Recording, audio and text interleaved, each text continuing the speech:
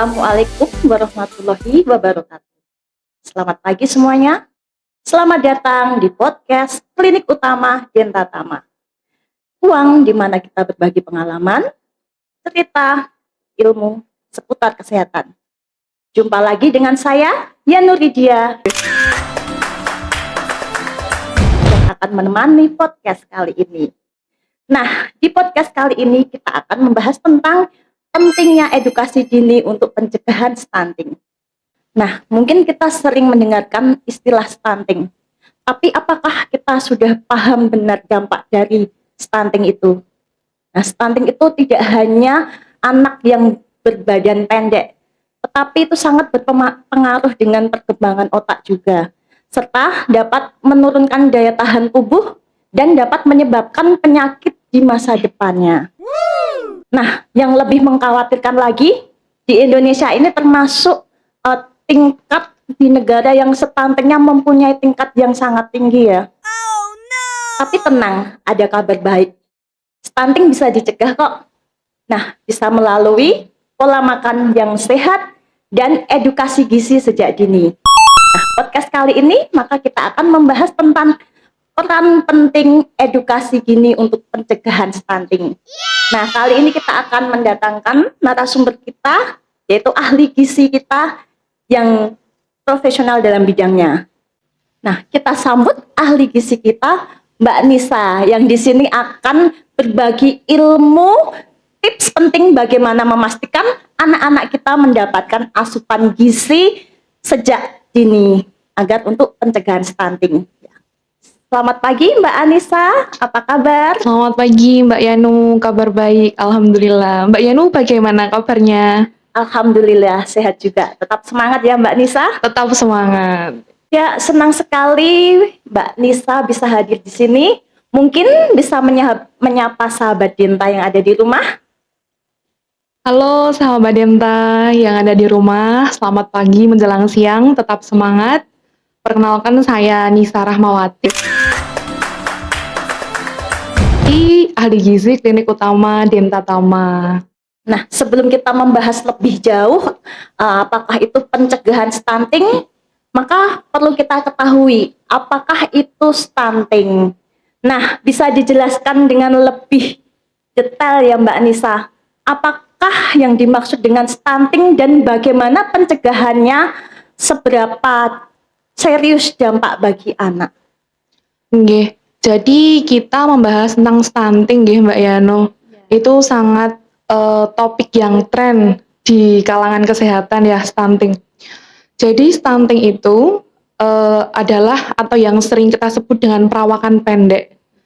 Anak yang bertumbuh pendek nggih, biasanya stunting itu adalah suatu kesehatan yang tidak optimal, yaitu dikarenakan karena kekurangan gizi gitu.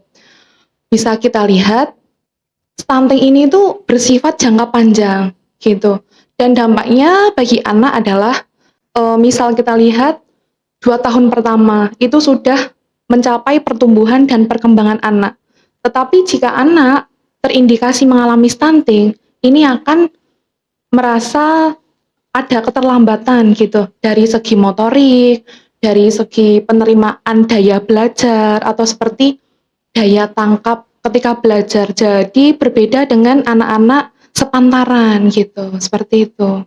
Wah, berarti bukan hanya perihal tinggi badan saja ya, berarti stunting itu juga sangat berdampak pada kecerdasan otak anak, serta dapat itu ya menimbulkan dampak jangka panjang ya Mbak, Iya, ya, Mbak betul. Nisa. Nah, bahkan bisa sampai dewasa ya Mbak Nisa? Bisa sampai dewasa karena stunting ini kan sifatnya berjangka panjang gitu, seperti itu.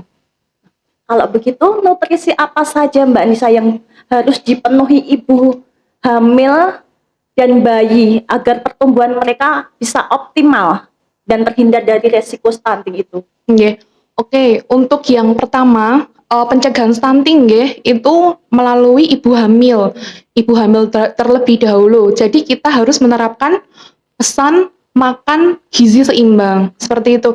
Jadi ibu hamil dianjurkan untuk makan dengan pesan gizi seimbang. Artinya dari energi makro seperti karbohidrat, protein, lemak, energi itu harus tercukupi secara harian. Kemudian didukung dengan asam folat ya, asam folat serta zat besi. Untuk karbohidrat sendiri mungkin di masyarakat kita itu seperti nasi ya, makanan pokok seperti nasi atau singkong atau kentang seperti itu. Untuk protein hewani sendiri ada tahu nggih, tahu, tempe serta jamur yang mudah didapatkan nggih di pasar-pasar. Untuk protein hewani dari unggas-unggasan ya, biasanya ayam, itik, bebek seperti itu bisa. Dan ikan-ikan yang lainnya atau daging sekalipun boleh. Seperti itu. Dan jangan lupa untuk asam folat ya, karena asam folat ini membentuk perkembangan pertumbuhan janin di dalam ibu hamil seperti itu. Asam folat sendiri biasanya bisa kita dapatkan melalui sayuran hijau, kacang hijau, daging merah atau ayam seperti itu. Seperti itu. Kalau untuk ibu hamil sendiri menerapkan pesan gizi seimbang. Kalau untuk bayi nggih, pencegahan untuk stunting, yang pertama itu bayi ketika lahir usia 0 sampai 6 bulan itu mendapatkan ASI eksklusif gitu. Jadi ASI eksklusif adalah ASI hanya ASI saja gitu, seperti itu. Kemudian untuk pencegahan selanjutnya usia 6 bulan sampai 24 bulan itu baru menerapkan MPASI atau makanan pendamping ASI seperti itu, yang tidak lupa juga menerapkan pesan gizi seimbang. Jadi apa nggih, balance nggih antara gizi-gizinya dari karbohidrat, protein, lemak serta gizi-gizi yang lainnya harus terpenuhi seperti itu. Berarti asupan gizi itu juga harus sudah mulai terpenuhi sejak dari dalam kandungan ya Mbak Iya, Nisa ya. betul, harus dijaga ya dari kandungan. Nah, seperti itu. Nah, mungkin kadang ibu hamil itu sering sekali mengalami yang namanya mual muntah yang berlebihan di pagi hari, atau istilahnya bisa disebut dengan morning sickness atau hyperemesis gravidarum ya untuk Iya, istilah betul. medisnya. Nah, kalau sudah seperti itu gimana ya Mbak Nisa cara pemenuhan kebutuhan asupan gizi untuk agar pertumbuhan janinnya tetap optimal kalau sudah terjadi seperti morning sickness seperti itu Mbak? Nggih, terima kasih Mbak Yano, karena HG ini ya, hyperemesis gravidanum ini, HG ini banyak sekali nggih yang pasien-pasien dari klien Dentatama sendiri yang kasusnya banyak nggih dirawat inap nggih HG. Ini saya sarankan ketika saya visit di rawat inap, kita misal ada pasien HG, itu sebenarnya harus makan nggih, makan harus terpenuhi. Tetapi dari diri kita sendiri merasakan mual dan muntah yang berlebihan. Nah, tips dari gizi nggih, sisi gizi itu makan dengan porsi kecil sering gitu. Jadi makannya sedikit-sedikit, teratur, tapi sering, seperti itu. Nggih. Ya, berarti seperti itu ya untuk ibu hamil yang mengalami morning sickness, bisa diterapkan sistem makan yang sedikit-sedikit tetapi sering ya, jangan nggak mau makan sama sekali karena bisa berdampak ya. Oh nggih, sama satu lagi Mbak Yano yang saya lupa sebentar. Ya. Yang perlu dikaji pertama adalah menghindari lemak jenuh dulu nggih, atau trans fat, karena makanan yang digoreng atau tinggi dengan lemak jenuh atau trans fat akan menimbulkan rasa mual, memicu rasa mual. Iya. Tambah mual Iya, ya. bikin tambah mual, betul. Jadi kalau bisa menghindari dulu yang trans fat atau lemak jenuh. Jadi kita mengganti yang lemak yang tidak jenuh seperti itu, nggih. Ya. Menarik sekali ya topik kali ini. Nah, setelah bayi lahir, banyak ibu yang bingung ya Mbak Nisa, bagaimana cara mempersiapkan MPASI yang bergizi dan seimbang, jadi agar anak tidak kekurangan nutrisi. Nah, apa tips utama Mbak Nisa dalam memberikan MPASI yang benar itu? Ya, kali ini untuk pengolahan MPASI ya Mbak Yano ya. Oke, kali ini saya punya tips ya untuk sobat-sobat Denta di rumah untuk mengolah MPASI. Jadi yang pertama itu, MPASI itu harus dengan gizi yang seimbang seperti itu. Jadi jangan buat MPASI yang apa ya istilahnya ya tinggi gula gitu nggak sepertinya. Jadi MPASI ini dengan gizi yang seimbang ini adalah dari sisi gizi atau sisi nutrisinya ini terpenuhi dari karbohidrat, dari protein, dari lemak, dari segala vitaminnya itu terpenuhi. Misal kita ambil contoh yang pertama, eh, misal kita dari karbohidrat ada kentang, misal ada daging, ada brokoli seperti itu, nggih, ada tempenya. Nah, itu termasuk yang penuh dengan nutrisi seperti itu. Terus untuk yang kedua, MPASI ini diberikan secara bertahap nggih. Jadi MPASI ini kan diberikan usia 6 sampai 24 bulan nggih. Nah, itu diberikan secara bertahap sesuai dengan tekstur nggih. Seperti itu. Untuk yang pertama itu teksturnya itu saring. Saring, habis itu kemudian makanan lumat, habis makanan lumat, makanan cincang, kemudian makanan food finger seperti itu. Jadi kita masak MPASI nih untuk bayi kita. Jadi kita yang pertama itu saring dulu, menggunakan makanan yang jenis makanan saring.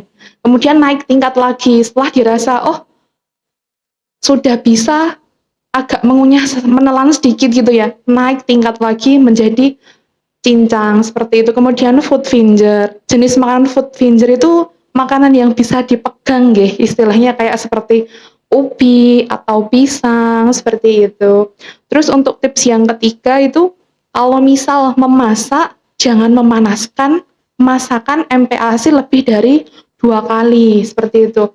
Jadi kita kalau misal membuat MPASI atau makanan pendamping ASI itu jangan banyak-banyak, jangan sekalian nanti sore atau gimana seperti itu nggih. Jadi kita buatnya sedikit-sedikit aja. Buatnya kita sedikit-sedikit aja, nanti habis buat lagi, habis buat lagi, habis buat lagi. Tetap fresh ya, Mbak. Iya, betul, biar tetap fresh nggih, seperti itu. Kemudian tips yang keempat itu menjaga kebersihan nggih, agar tidak istilahnya bayi tidak merasakan sakit perut atau diare. Jadi kita harus menjaga hygiene personal kita, seperti itu Mbak Diano. Ya, terima kasih ya, itu tips yang penting dari Mbak Nisa untuk MPASI ya. Jadi bisa dimulai dari usia 6 bulan sampai 4 tahun sesuai dengan teksturnya ya. Nggih, Ada tekstur, betul. kebersihan dan lainnya lagi ya. Nah, semoga bisa bermanfaat ya bagi sahabat Denta di rumah. Nah, tadi kita kan sudah membahas tentang asupan gizi yang diperlukan untuk mencegah stunting ya Mbak Nisa. Nah, tapi juga ada kebiasaan ya dari pola makan itu malah dapat meningkatkan resiko terjadinya stunting ya Mbak Nisa ya. Nah, bisa dijelaskan nggak Mbak Nisa, apakah kesalahan-kesalahan apa saja yang sering terjadi orang tua dalam memberikan asupan kepada anak-anak mereka? Nggih, jadi kebiasaan nggih dalam masyarakat kita untuk meningkatkan resiko stunting ini lumayan juga ya jadi budaya atau menjadi culture. Yang pertama itu kurang mengkonsumsi makanan bergizi nggih. Untuk di masyarakat sering kita jumpai itu begini Mbak Yano, kita melihat tetangga kita, dalam artian ada anak nih bermain, tetapi disuapin ibunya. Nah, kita bisa melirik makanannya. Oh, itu hanya makanan ayam dan nasi, ayam serta telur, seperti itu nggih.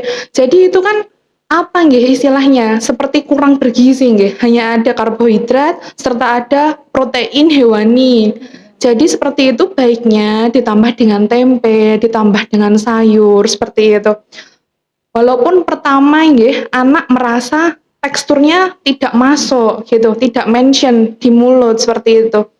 Karena apa? Karena tidak terbiasa seperti itu. Jadi untuk para ibu-ibu muda nggih, ibu-ibu muda, mama-mama muda ini harus memperkenalkan sayur dan protein-protein hewani serta protein-protein nabati kepada anak-anak kita, seperti itu. Terus untuk budaya makan buah dengan sayur seperti itu mungkin kurang nggih, seperti itu. Terus kemudian tidak mengonsumsi makanan yang beragam. Jadi makanan kita hanya seperti itu saja, seperti itu. Mas, Nah, menarik sekali ya Mbak Nisa ya. Bahkan mungkin kita kan masih banyak yang kebiasaan tanpa kita sadari ya Mbak Nisa itu dapat meningkatkan resiko stunting.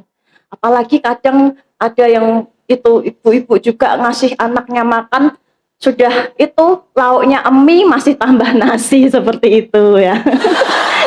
Nah, jadi begitu ya sahabat Denta, perbaiki gizi kita sedini mungkin untuk pencegahan terjadinya stunting. Nah, sekarang kita memasuki sesi tanya jawab ya Mbak Nisa. Ini ada pertanyaan yang sangat menarik dari sahabat Denta di rumah. Nah, bagaimana cara memenuhi kebutuhan protein dan zat besi pada anak, terutama bagi keluarga yang dengan keterbatasan ekonomi, itu gimana Mbak Nisa? oke, sekarang memenuhi kebutuhan gizi nggih untuk yang keterbatasan ekonomi gitu. Jadi keterbatasan ekonomi bukan menjadi penghalang nggih sebenarnya buat kita untuk memenuhi pesan gizi seimbang. Karena banyak makanan murah, mudah didapat di pasar tradisional seperti itu. Kita nggak usah membayangkan yang makanan bergizi itu harus makan yang sashimi ya, sashimi, tren-tren anak muda sekarang kan sashimi, sushi, Mahal. salmon gitu ya, harus mahal gitu ya kesannya ya. Jadi yang menjadi gizi utama pada ibu-ibu seharusnya itu sayuran hijau seperti itu. Yang lagi tren di kalangan masyarakat Sragen ini adalah daun kelor. Nggih. Jadi daun kelor itu adalah daun yang tinggi akan zat besi seperti itu. Jadi daun kelor itu dimasak misal bersama dengan perkedel atau digabungkan dengan sayur bening ya, sayur bening bayam. Seperti itu akan cocok menjadi menu-menu seharian. Seperti itu untuk memenuhi kebutuhan zat gizi. Seperti itu. Maaf, memenuhi zat besi nggih, ngapunten ya, zat besi. Terus untuk protein nggih, protein itu tidak harus mahal nggih, dalam artian harus tuna atau salmon atau dan lain sebagainya ya. Karena apa? Gizi di dalam ikan-ikan di pasar tradisional yang tersedia di pasar tradisional kita seperti di pasar Sragen itu banyak. Contohnya misal ikan salem, ikan kembung, seperti itu baik untuk pertumbuhan anak gitu. Itu di nutritionist fact-nya, ikan kembung itu menjadi top skor untuk protein tertinggi untuk pertumbuhan pada anak. Jadi ibu-ibu disarankan mengolah ikan kembung seperti itu. Jadi masak tidak harus digoreng seperti itu nggih. Biasanya kalau misal pemasakan itu mungkin ibu-ibu rada bingung ya Mbak ya, mau masak apa? Oh, digoreng bosen, disambel bingung apa gimana gitu ya. Kita bisa mencari menu ya, inspiratif menu atau inovasi menu seperti misal ikan salam bumbu kemangi, seperti itu menggunakan bumbu-bumbu tradisional dari Indonesia seperti itu. Mungkin anak-anak lebih variannya lebih lebih tidak gampang bosan ya anak-anak. Jadi anak-anak kita itu kenapa kok susah makan? Karena itu lauknya tidak enak gitu. Jadi kenapa ada anak GTM susah makan itu karena lauknya tidak cocok. Kalau kita misal ibu belajar resep, ibu belajar masak seperti itu, anak akan semangat untuk makan gitu. Jadi protein-protein dan zat gizi tidak harus dari yang mahal gitu. Seperti itu. Ya, terima kasih ya Mbak Nisa. Yeah. Nah, itu tips yang sangat menarik sekali ya. Jadi jangan dengan alasan keterbatasan ekonomi ya, kita dapat mendapatkan bahan yang lebih murah dan mudah kita jumpai ya. Seperti saya itu daun kelor dan ikan kembung lain sebagainya. Nah, masih ada pertanyaan lagi ya nih Mbak Nisa. Apakah susu kental manis itu bisa membantu pertumbuhan anak atau justru berbahaya ya Mbak Nisa? Susu kental manis. Nggih, untuk susu kental manis ya atau kita bisa sebut SKM itu tidak membantu pertumbuhan anak ya Mbak ya. Karena kita tidak bisa mengatakan itu susu sebenarnya karena di kandungan nutrisinya itu penuh dengan gula seperti itu. Jadi untuk saran ibu-ibu itu kita baca dulu nih tinggi gula atau rendah gula seperti itu nanti bisa kita hindarin. Terutama untuk inspiratif dan inovatif untuk pembuatan MPASI nggih. Iya. Kadang-kadang ibu-ibu itu terlalu inovatif Mbak Yano. Kadang-kadang ibu itu menambahkan susu Iya. kental manis untuk anaknya padahal usia 6 sampai 24 bulan itu belum belum belum harus merasakan gula seperti itu loh Mbak Yano. Jadi kalau bisa dihindarin untuk pemakaian SKM tersebut itu dulu. Ya, jadi harus dihindari ya itu Iya, karena dihindari. bisa dikatakan itu bukan susu ya, Iya. banyak kandungan gulanya ya, Iya, Mbak Nisa betul. ya. Nah, menarik sekali ya Mbak Nisa. Ini masih ada pertanyaan lagi ya. Apakah ada program pemerintah atau bantuan gizi bagi keluarga kurang mampu Mbak Nisa untuk membantu mencegah stunting?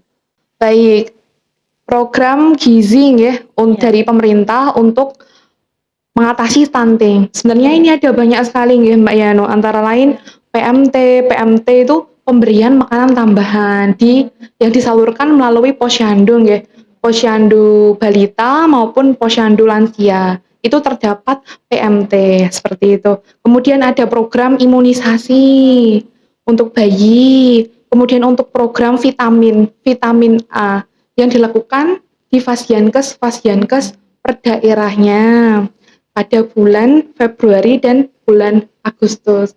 Kemudian yang baru saja mungkin sedang lagi tren-trennya. Ini program makan gratis ya, yang MBG. Itu termasuk program yang untuk mencegah atau mengatasi stunting seperti itu Mbak Yano. Nah, menarik sekali ya pembahasan hari ini. Itu ada beberapa tips dan beberapa cara pencegahan stunting ya dari Mbak Nisa. Nah, sebelum kita akhiri, kita sudah nggak terasa sudah di penghujung waktu ini. Sebelum kita akhiri, mungkin ada pesan atau tips yang bisa sampaikan Mbak Nisa kepada sahabat Denta di rumah? Oke, terima kasih atas waktunya. Halo sahabat Denta, warga Sragen yang tertarik dengan obrolan gizi bisa langsung ke klinik utama Denta Tama. Wah, pembahasan hari ini mengenai tentang stunting ya, sangat informatif. Semoga dapat bermanfaat bagi sahabat Denta di rumah.